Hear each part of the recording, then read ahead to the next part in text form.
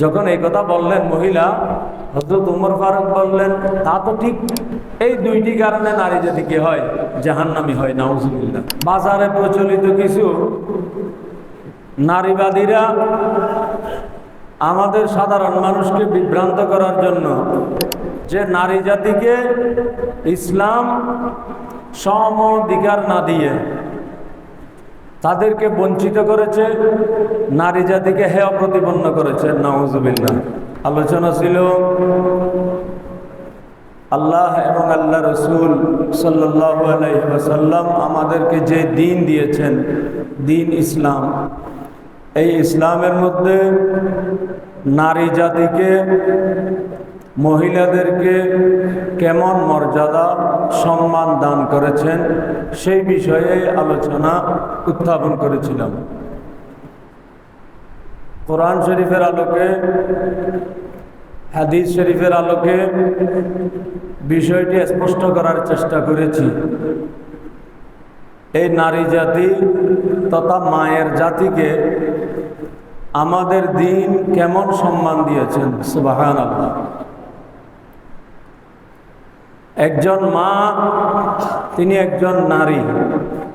এই নারী তার সন্তান সন্ততি তথা পুরুষের, তার ছেলেদের কাছ থেকে কেমন সম্মান পাওয়ার উপযোগী সেই বিষয়ে ইতিপূর্বে আলোচনা করেছিলাম।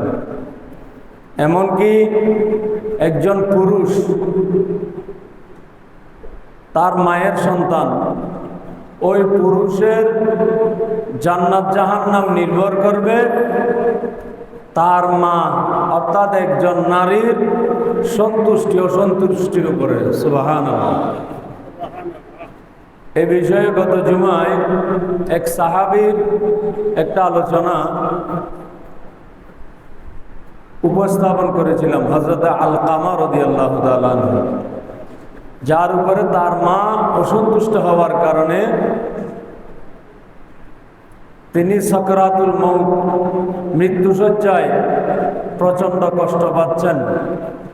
অবশেষে রাসূলুল্লাহ সাল্লাল্লাহু আলাইহি ওয়াসাল্লামের মধ্যস্থতায় সেই মা যখন তার সন্তানকে মাফ করে দিলেন, তখন ওই সেই সন্তান ঈমানের সাথে দুনিয়া থেকে বিদায় নিয়েছে, সুবহানাল্লাহ। একজন পুরুষ সন্তানের জান্নাত জাহান্নাম নির্ভর করবে তার মায়ের অর্থাৎ একজন নারীর সন্তুষ্টি অসন্তুষ্টির উপরে, সুবহানাল্লাহ। এটা কেমন মর্যাদা দিয়েছেন আমাদের দ্বীন। একইভাবে স্ত্রীদের সাথে কেমন আচরণ করতে হবে, স্ত্রীদের সাথে সদাচরণ করা, স্ত্রীদের সাথে ভালো আচরণ করা, স্ত্রীদের সাথে ভালো ব্যবহার করা, এটা আল্লাহ এবং আল্লাহ রসুলের হুকুম। এবং এই হুকুম মোতাবেক যখন পুরুষ স্বামীরা স্ত্রীদের সাথে ভালো আচরণ করবে, সদাচরণ করবে, সেটা আল্লাহর ইবাদতে পরিণত হয়ে যাবে, সুবহানাল্লাহ। কন্যা সন্তানের প্রতিও ভালো আচরণ, ভালো ব্যবহার, কন্যা সন্তানকেও ভরণ পোষণের দায়িত্ব নেওয়া, এগুলির মাধ্যমেও জান্নাতের মধ্যে রাসূলুল্লাহ সাল্লাল্লাহু আলাইহি ওয়াসাল্লামের সাথী হওয়ার সুসংবাদ রয়েছে, সুবহানাল্লাহ। এগুলি হচ্ছে সব নারী জাতিকে আমাদের দ্বীন কেমন মর্যাদা দিয়েছেন, কেমন সম্মান দিয়েছেন সেই বিষয়ে আলোচনা। কিন্তু বাজারে প্রচলিত কিছু নারীবাদীরা আমাদের সাধারণ মানুষকে বিভ্রান্ত করার জন্য দ্বীনের প্রতি, ইসলামের প্রতি মানুষকে বিদ্বেষপূর্ণ করার জন্য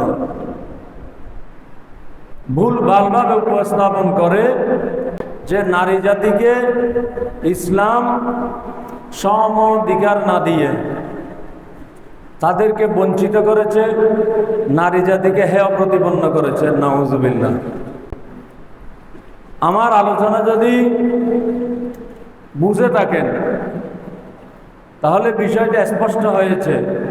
আমাদের দিন নারী জাতি থেকে তো কোনোভাবে অবহেলা করেনি, কোনোভাবে বঞ্চনার স্বীকার করেনি, কোনোভাবে হেয় প্রতিপন্ন করেনি, বরং আমাদের দিন নারী জাতির ন্যায্য অধিকার সুনিশ্চিত করেছে, নারী জাতিকে যথাযথ মর্যাদা দিয়েছে, নারী জাতিকে যথাযথভাবে ইজ্জত সম্মান করার নির্দেশনা দিয়েছেন। সুবহানাল্লাহ। না বুঝার কারণেই হোক অথবা বিকৃতভাবে উপস্থাপনের কারণেই হোক, কোনো বিষয় নিয়ে আমাদের দ্বীনের উপরে কটাক্ষ করা হয় যে নারী জাতিকে আমাদের দ্বীন অবহেলা করেছে, বঞ্চনার স্বীকার করেছে। নাউজুবিল্লাহ। যেমন আমাদের দ্বীনের মধ্যে, ইসলামের মধ্যে পুরুষ এবং নারীর কাজের ক্ষেত্র আলাদা করে দেওয়া হয়েছে। মাঠে ময়দানে, হাটে বাজারে, অফিস আদালতে, কলকারখানায় পুরুষেরা কাজ করবে। পুরুষের কাজের ক্ষেত্র হাটে বাজারে, কলকারখানায়, অফিস আদালতে পুরুষরা সেখানে কাজ করবে। এটা কাজের, পুরুষদের কাজের ক্ষেত্র এগুলি। আর মহিলাদের কাজের ক্ষেত্র ঘরে। মহিলারা ঘরের পরিচর্যা করবে, ছেলে মেয়েদের প্রতিপালন করবে, স্বামীর সহায় সম্পদ এগুলির হেফাজত করবে। এগুলির মাধ্যমে মহিলারা স্বামীর সন্তুষ্টি অর্জন করবে। এই দুইটি ক্ষেত্র আমাদের দ্বীন আলাদা করে দিয়েছে। এখন এই সুযোগটাই নিয়ে তথাকথিত প্রগতিবাদীরা, নারীবাদীরা আমাদের উপরে এলজাম, অপবাদ দেওয়ার চেষ্টা করে যে ইসলাম নারীদেরকে ঘরমুখী করে দিয়েছে, ঘরের ভিতরে ঢুকে দিয়েছে, পুরুষরাই শুধু বাইরে কাজ করবে। এবং এটাকে তারা বলে বৈষম্য। এটাকে বৈষম্য বলার সুযোগ নেই, কারণ যে কোনো জায়গায় বলেন, অফিসে বলেন, আদালতে বলেন, কলকারখানায় বলেন, হাটে বাজারে বলেন, আমরা পুরুষরা যেগুলি কাজ করি, পুরুষদের কাজের ক্ষেত্রও কিন্তু ভিন্ন ভিন্ন। সবাই যদি এক জায়গায় কাজ করে, একই কাজ করে, তাহলে তো দুনিয়া অচল হয়ে যাবে। মনে করেন, বুঝার জন্য বলছি, আমাদের এই মসজিদের খতিব সাহেব খুতবা দিবেন মিম্বরে দাঁড়িয়ে, তাহলে খতিব সাহেবের খুতবা দেওয়ার জায়গা হচ্ছে মিম্বরে। আবার আছেন ইমাম সাহেব, ইমাম সাহেব নামাজ পড়াবেন ইমাম হয়ে মেহরাবে দাঁড়িয়ে। মুয়াজ্জিন সাহেব আজান দেবেন মিনারে।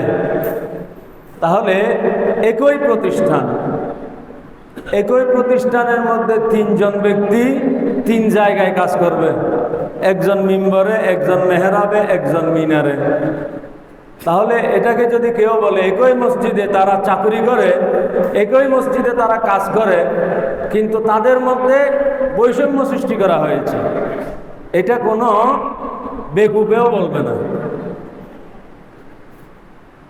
কেন বলবে না? কারণ তাদের কাজের ক্ষেত্রটাই ভিন্ন। মসজিদের সাধারণ পরিচালনা এগুলি ঠিক রাখার জন্য এই ক্ষেত্রকে মেনে নিতেই হবে। ঠিক একইভাবে বিভিন্ন অফিস আদালতে যারা কাজ করে, সবাই তো একই কাজ, একই স্থানে, একই ক্ষেত্রে কাজ করে না।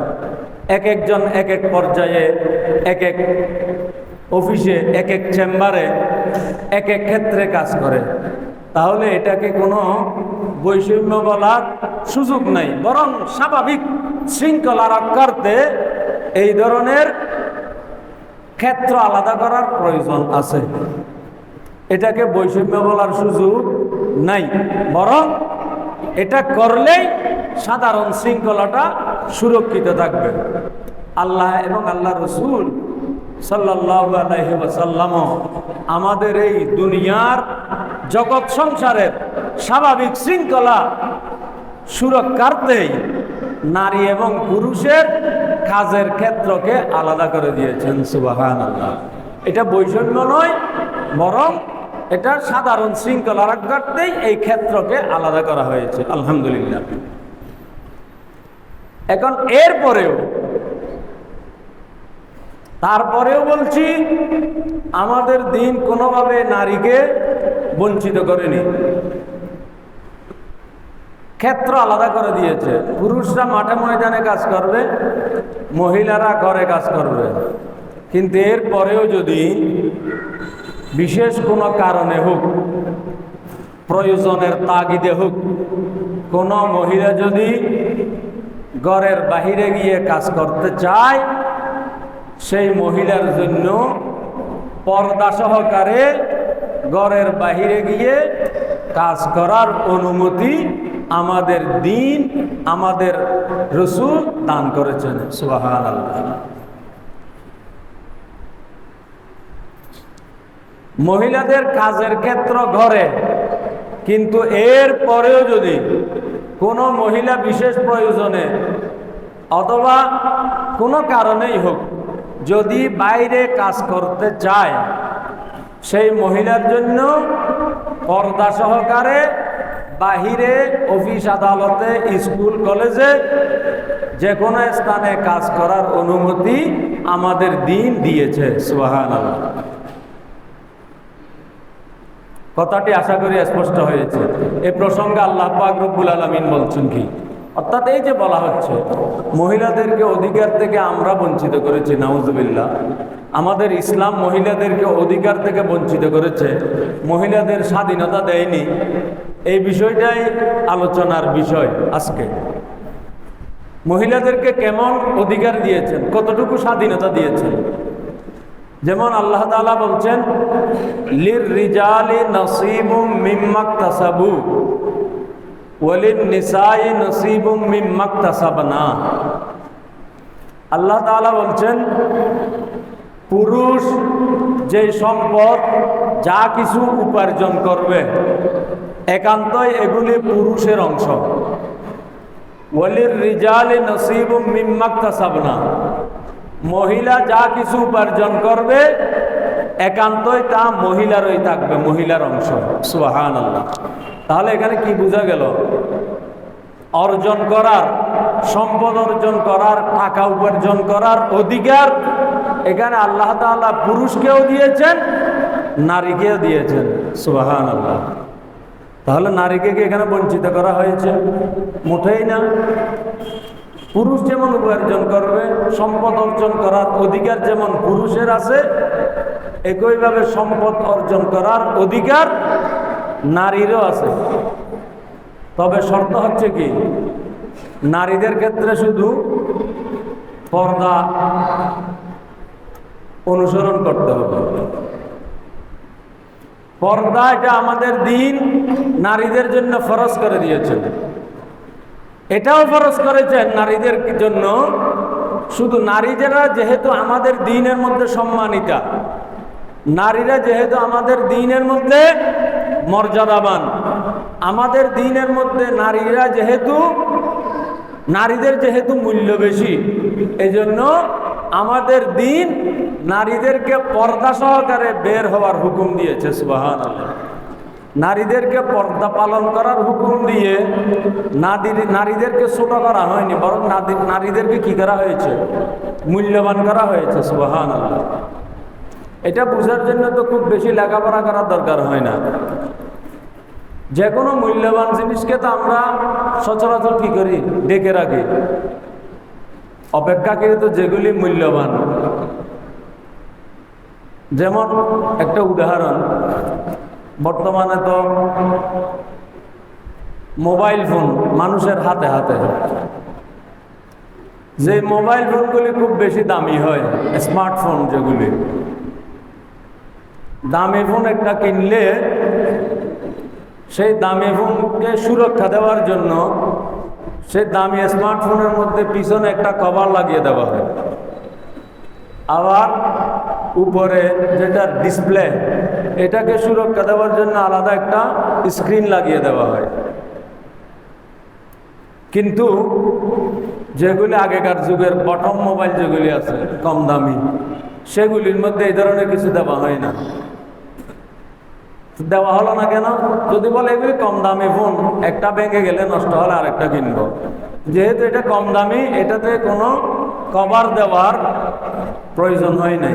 কিন্তু দামি ফোন যেটা, সেটাকে খুব বেশি যত্ন সহকারে সেটাকে কভার দেওয়া হলো, উপরে একটা স্ক্রিন লাগিয়ে দেওয়া হলো। বললো এটা যদি হাত থেকে পরেও যায়, যাতে ভেঙে না যায়, ডিসপ্লে নষ্ট না হয়, এই জন্য এই সুরক্ষার ব্যবস্থা করা হয়েছে। তো এখন এটা কেন করা হলো? যেহেতু দামি ফোন। আমাদের দিন নারীদেরকে ঠিক এমনইভাবে দামি করেছেন, নারীদের সম্মানকে সুউচ্চ করেছেন, নারীদেরকে মর্যাদাবতী করেছেন। এই জন্য নারী জাতিকে পর্দা করার হুকুম দিয়েছেন। সুবহানাল্লাহ। তো নারী জাতি যদি বের হতেই হয়, তাহলে কি করতে হবে? পর্দা করতে হবে। পর্দা করা এটা ফরজ আমাদের দ্বীনের মধ্যে। পর্দা সহকারে নারীদের বের হওয়ার অনুমতি আমাদের দ্বীনের মধ্যে রয়েছে। শিক্ষা অর্জনের অধিকার। হাদিস শরীফ এসেছে, তলাবুল ইলমি ফরিদাতুন আলা কুল্লি মুসলিমিন। প্রতিটি মুসলমান নরনারীর উপরে জ্ঞান অর্জন করা ফরজ। এই ফরজ কাজের জন্য পুরুষরা যেমন বের হবে শিক্ষা অর্জন করার জন্য, নারীরাও তেমনিভাবে ঘর থেকে বের হওয়ার অনুমতি আছে। তবে নারীদের ক্ষেত্রে কি করতে হবে? পর্দা পালন করতে হবে। একইভাবে পুরুষরা যেমন সম্পদ অর্জন করবে, কোন নারীও যদি চায় সে সম্পদ অর্জন করবে, পয়সা উপার্জন করবে, সেই নারীরও অধিকার আছে সে পয়সা অর্জন করার জন্য, সম্পদ অর্জন করার জন্য ঘর থেকে বের হবে। তবে তাকে অতিরিক্ত পর্দা পালন করতে হবে। সুবহানাল্লাহ। তাহলে আশা করি বোঝা গেল, অধিকারের ক্ষেত্রে পুরুষের যেমন অধিকার আছে শিক্ষা অর্জন করার, পুরুষের যেমন অধিকার আছে সম্পদ অর্জন করার, তেমনি নারীরও অধিকার আছে শিক্ষা অর্জন করার, সম্পদ অর্জন করার। শুধু তারতম্য হচ্ছে মহিলারা অতিরিক্ত কিছু পর্দা পালন করবে। আলহামদুলিল্লাহ। পর্দা এটা ফরজ মহিলাদের ব্যাপারে। কোন মহিলা যদি পর্দা পালন না করে সেই মহিলা গুনাহগার হবে। পর্দা যেহেতু ফরজ, পর্দা লঙ্ঘন করলে ফরজ লঙ্ঘনের কারণে গুনাহগার হবে।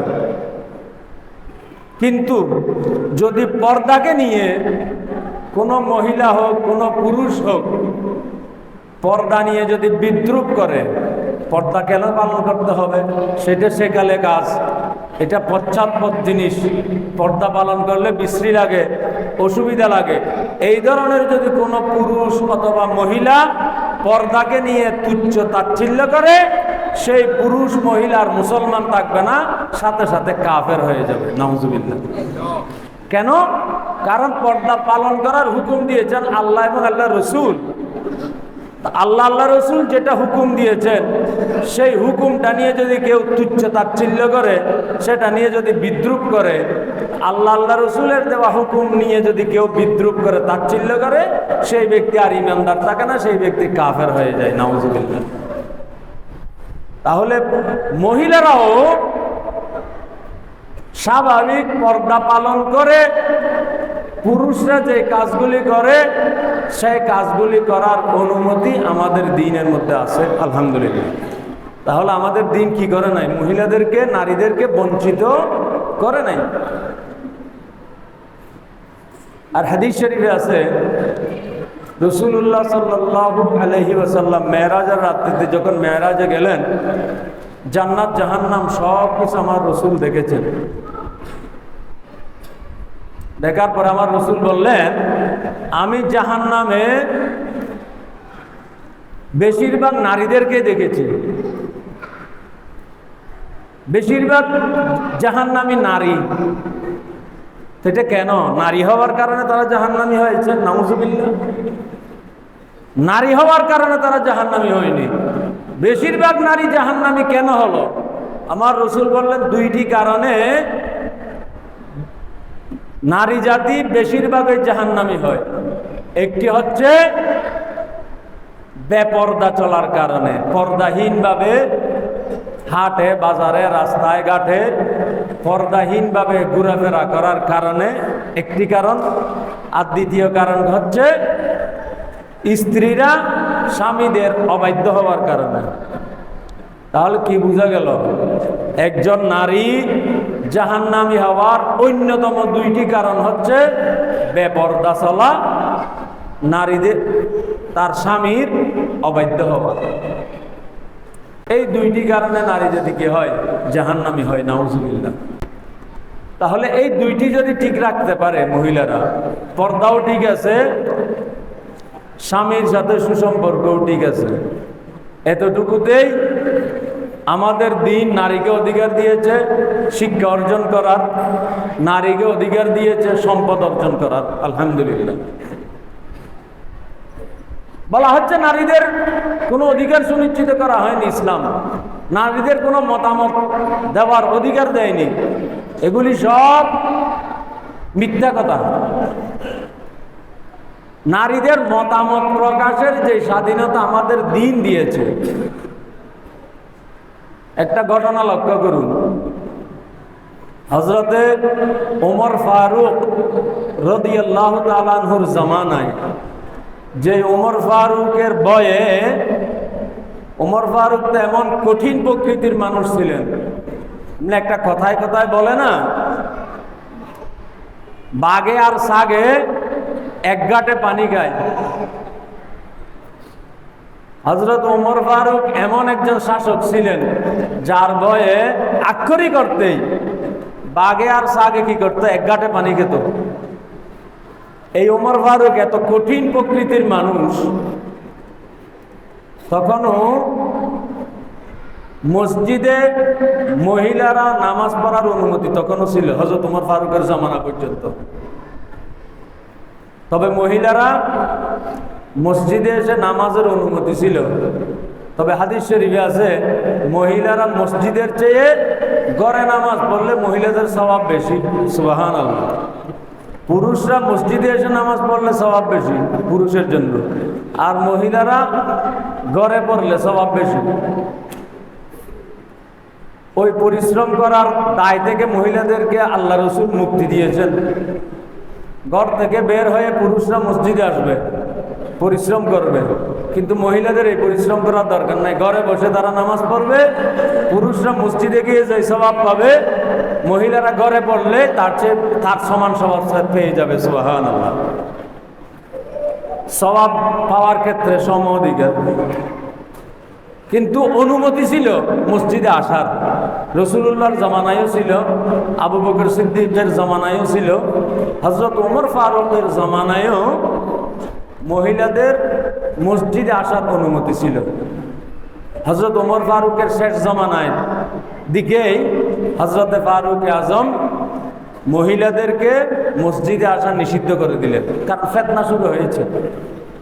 দুষ্ট প্রকৃতির মানুষ বের হয়ে গেছে, মসজিদে আসার পথে কেউ কেউ মহিলাদেরকে উত্ত্যক্ত করছে, মসজিদে এসে মহিলাদের সাথে খারাপ আচরণ করছে। এগুলি লক্ষ্য করেই হযরতে ফারুক আজম মহিলাদের জন্য মসজিদে আসা নিষিদ্ধ করে দিলেন। এর আগে পর্যন্ত মহিলাদের মসজিদে আসার অনুমতি ছিল। এইভাবে একদিন জুমার দিন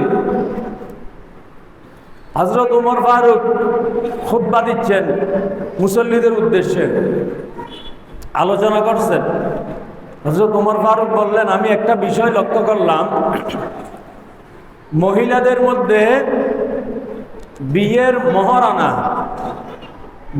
মহারণা নির্ধারণের ক্ষেত্রে এক ধরনের মহিলাদের মধ্যে স্বেচ্ছাচারী মনোভাব তৈরি হয়ে গেছে। মহিলারা তাদের মহারণা ইচ্ছাকৃতভাবে নির্ধারণ করছে, যে মহারণা পরিশোধ করার সামর্থ্য পুরুষদের হচ্ছে না। এজন্য ওমর ফারুক বলছেন, আমি চিন্তা করছি এখন থেকে আমি মহারণার একটা নির্ধারিত পরিমাণ,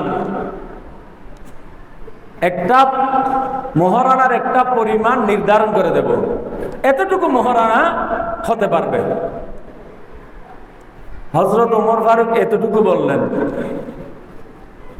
মহারণা নির্ধারণের ক্ষেত্রে যেহেতু মহিলাদের মধ্যে এক ধরনের স্বেচ্ছাচারী মনোভাব তৈরি হয়ে গেছে, মহিলারা ইচ্ছাকৃতভাবে মহারণা নির্ধারণ করছে, এই জন্য আমি সিদ্ধান্ত নিয়েছি মহিলাদের মহারণার একটা পরিমাণ আমি নির্ধারণ করে দেব। হযরত ওমর ফারুক এতটুকু বললেন। মসজিদ থেকে একজন মহিলা দাঁড়িয়ে গেলেন, বললেন, ইয়া আমিরুল মুমিনিন, যে কাজটি আল্লাহ এবং আল্লাহ রসুল নির্ধারণ করে দেননি, মহারণার পরিমাণ আল্লাহ নির্ধারণ করে দেননি, রাসূলুল্লাহ সাল্লাল্লাহু আলাইহি ওয়াসাল্লাম নির্ধারণ করে দেননি, এটা একান্তই মহিলাদের ইচ্ছাধীন করে দিয়েছেন। সেখানে হে ওমর ফারুক, আপনি মহারণা নির্ধারণ করে দিতে পারেন না। সুবহানাল্লাহ। ওই মহিলা যখন এই মত দিলেন, মত প্রকাশের যে স্বাধীনতার কথা বলা হচ্ছে, এই মত প্রকাশের স্বাধীনতা আমাদের দ্বীনের মধ্যে মহিলাদেরকে কেমন দেওয়া হয়েছে। যখন এই মহিলা বললেন এই কথাটি, হে আমিরুল মুমিনিন, যে মহারণার পরিমাণ আল্লাহ নির্ধারণ করে দেননি, রাসূল নির্ধারণ করে দেননি, হে আমিরুল মুমিনিন, আপনি সেই মহারণার পরিমাণ নির্ধারণ করে দিতে পারেন না। যখন এই কথা বললেন মহিলা, হযরত ওমর ফারুক বললেন, তা তো ঠিক। তখন হযরত ওমর ফারুক বললেন, মহিলা সঠিক কথা বলেছে, আর পুরুষ অর্থ হযরত ওমর ফারুক, পুরুষ ভুল করেছে। সুবহানাল্লাহ। হযরত ওমর ফারুক সেই মহিলার কথা গ্রহণ করে নিয়ে মহারণা নির্ধারণের পরিমাণ নির্ধারণের এটা মহিলাদের উপর ইচ্ছাধীন করে দিয়েছেন। সুবহানাল্লাহ। তাহলে এই মত প্রকাশের যে স্বাধীনতা, সেটা শুধু পুরুষ করবে না, মহিলাদেরও করার অধিকার আমাদের দ্বীনের মধ্যে রয়েছে। সুবহানাল্লাহ। মহিলারা মত দিয়েছে, আবার আমিরুল মুমিনিন মহিলার সেই মত গ্রহণও করেছেন। সুবহানাল্লাহ। মহিলাদেরকে দেয় নাই কি আমাদের দ্বীন? একইভাবে স্বাধীনতা এগুলি এমনি বাজারি কথা বলা হচ্ছে, নারী স্বাধীনতার কথা। এই যে মহারণা নির্ধারণের ক্ষেত্রে মহিলাদেরকে পরিপূর্ণ স্বাধীনতা দেওয়া হয়েছে। একজন মহিলা যত ইচ্ছা নিজের মহারণা নিজে নির্ধারণ করবে। যদি আমাদের সমাজের মধ্যে প্রচলিত আছে অভিভাবকরা নির্ধারণ করে, কিন্তু অভিভাবকরা নির্ধারণ করলে এর মধ্যে আমাদের মেয়েদের বোনদের কি থাকে? সম্মতি থাকে, সাই থাকে। কিন্তু এটা একান্তই কার অধিকার? এই মহারণা নির্ধারণের অধিকার একান্তই যিনি বিয়ে বসবেন সেই মহিলার। একইভাবে স্বামী নির্বাচনের ক্ষেত্রে মহিলাদেরকে পরিপূর্ণ স্বাধীনতা দেওয়া হয়েছে। সুবহানাল্লাহ।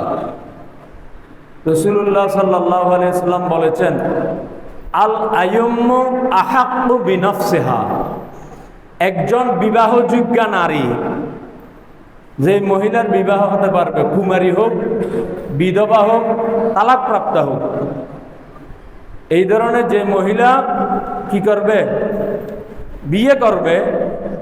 এই ক্ষেত্রে স্বামী নির্বাচনের পরিপূর্ণ হকদার হচ্ছে একমাত্র সেই মহিলা। সুবহানাল্লাহ। কোনো অভিভাবক কি করতে পারবে না, কোন মহিলার উপরে জবরদস্তি করতে পারবে না, অমুককে বিয়ে করতেই হবে, এটা করার অনুমতি কোনো পুরুষের নাই। স্বামী নির্বাচনের অধিকার একমাত্র মহিলার, যে মহিলা বিয়ে করবে। হ্যাঁ, অভিভাবকরা বুঝাতে পারে, আমার মেয়ে, আমার বোন, অমুক ছেলেটি দেখেছি মোটামুটি ভালো, নামাজি আছে, দিনদার আছে, ভালো ছেলে, তাকে তুমি বিয়ে করতে পারো, এটা আমার মত, আমার মত তুমি গ্রহণ করতে পারো। এই মত গ্রহণ করার ইচ্ছা অনিচ্ছা দুটি ওই মহিলার রয়েছে, পরিপূর্ণ স্বাধীনতা। মহিলা যদি বলে ঠিক আছে আমি আলহামদুলিল্লাহ ওই পুরুষকে বিয়ে করব, অভিভাবক তার সাথে বিয়ে দিতে পারবে। যদি মহিলা রাজি না হয়, যদি বলে যে না ওই ছেলের সাথে আমার বিয়ে হতে পারে না, তাকে আমি পছন্দ করি না, কোনো অভিভাবক জবরদস্তি করে সেই মহিলাকে সেই ছেলের সাথে বিয়ে দেওয়ার কোনো অধিকার সেই অভিভাবকের নাই। তাহলে এখানে কি বোঝা গেল? স্বামী নির্বাচনের ক্ষেত্রে মহিলার পরিপূর্ণ স্বাধীনতা রয়েছে। সুবহানাল্লাহ। তো এগুলি যেগুলি বলা হচ্ছে, আসলে এগুলি কিছু হচ্ছে ওই পশ্চিমা শয়তানদের কিছু প্ররোচনা, আর আমাদের দেশের কিছু অতি প্রগতিশীলতার নাম দিয়ে নারীদেরকে বাজারি পণ্য বানানোর জন্যই এই নারী স্বাধীনতার কথা বলা হচ্ছে, নাউজুবিল্লাহ। কিন্তু আমাদের দিন যেভাবে নারীদের অধিকার সুনিশ্চিত করেছে, নারীদের সম্মান, ইজ্জত, আবরু, সুরক্ষা দান করেছে, সেগুলি বিশ্বের কোনো সভ্যতা বৈভ্যতা দান করতে পারেনি। সুবহানাল্লাহ। আল্লাহ পাক আমাদেরকে সঠিক বুঝার তৌফিক দান করুন। আমিন।